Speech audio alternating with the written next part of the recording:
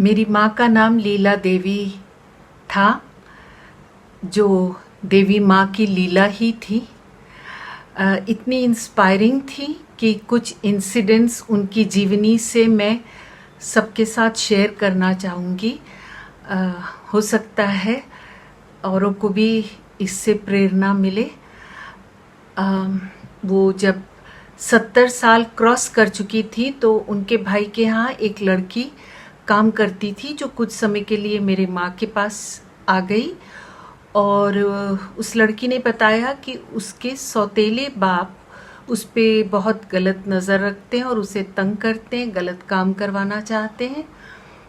तो उस दौरान जब वो लड़की माँ के पास थी तो उसके पिता एक दिन आ गए, सौतेले पिता, और लड़की परेशान हो गई और मेरी माँ ने चप्पल उतारी और दे दनादन उस गलत किस्म के इंसान को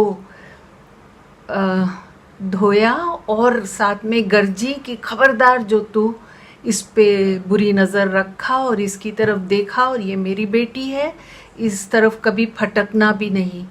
बाद में जब उन्होंने हमें किस्सा सुनाया तो बोली, मैं वृद्ध, मैं दुबली पतली, और पता नहीं कहाँ से मैंने एक आदमी को पकड़ के ये सब सुना भी दिया और हाथ भी उस पे उठा लिया। तो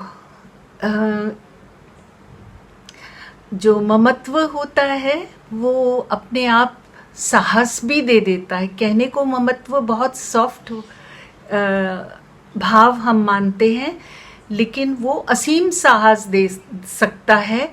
और वो ममत्व जो है, जो प्रेम हमारे अंदर है, वो सिर्फ अपने बायोलॉजिकल बच्चों के लिए ही नहीं होता, वो कनेक्शन सबके लिए होता है। ये बहुत प्रेरणादायक उदाहरण था मेरी माँ के अंदर प्रत्यक्ष जो दिखता था।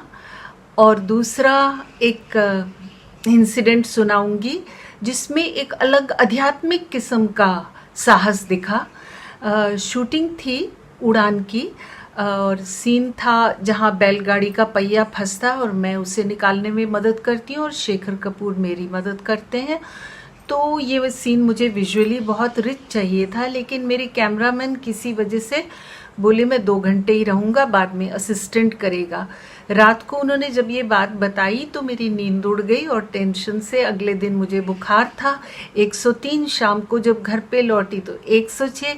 डॉक्टर ने भाप लिया कि टेंशन से है, तो उसने मुझे दवाई के साथ काम्पोज किस्म की दवाइयाँ भी दे दी।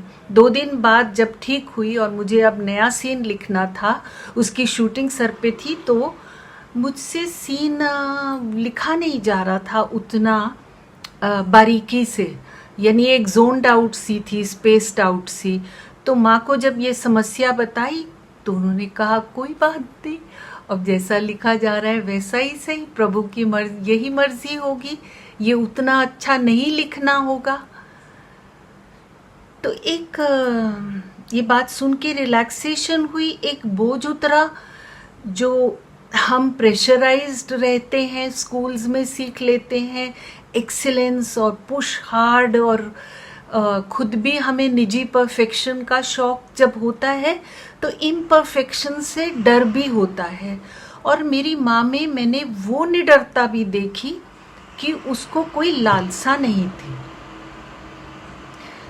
जो बहुत बड़ी सीख थी।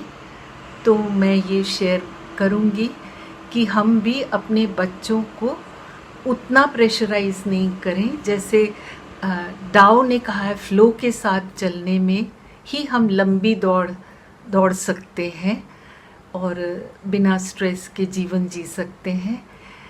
ये मैं चाहूँगी कि आप भी अपने जीवन में पिरो सकें तो एक सुकून मिलता है इससे।